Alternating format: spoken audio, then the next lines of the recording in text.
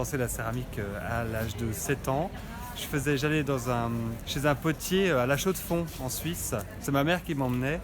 On faisait des petits objets, mais c'est marrant parce que j'avais déjà un travail sur le dessin et sur le motif qui était très présent et sur le télescopage justement de plusieurs motifs sur des objets qui se répondaient sans vraiment, je veux dire, de sens particulier. Et quand je regarde maintenant ces objets aujourd'hui, quasiment 30 ans plus tard, ça m'interroge toujours, c'est assez surprenant. Et donc, mais c'est vrai que finalement les pièces que je fais aujourd'hui, elles sont toujours dans la même esthétique.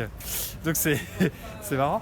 Alors bon, j'ai commencé, après bon, j'en ai plus fait pendant quelques années. Après j'ai travaillé en tant qu'assistant pour un artiste contemporain et on avait fait une résidence à la Manufacture de Sèvres. Et c'est là que j'ai replongé dedans. Forcément, c'était le meilleur endroit pour refaire de la porcelaine et de la céramique. Voilà, et puis après, j'ai fait le post-diplôme Kaolin aux Beaux-Arts de Limoges. Et après, j'ai fait un autre post-diplôme aux Beaux-Arts de Nantes qui était plutôt axé sur le rapport entre l'art et l'entreprise. Comment approcher une entreprise. C'est pour ça que j'ai développé vraiment à la fois la céramique, mais aussi un lien très fort avec les entreprises qui travaillent autour de la céramique. Donc je vais beaucoup vers les tuileries, vers les manufactures, vers les entreprises qui fabriquent la céramique.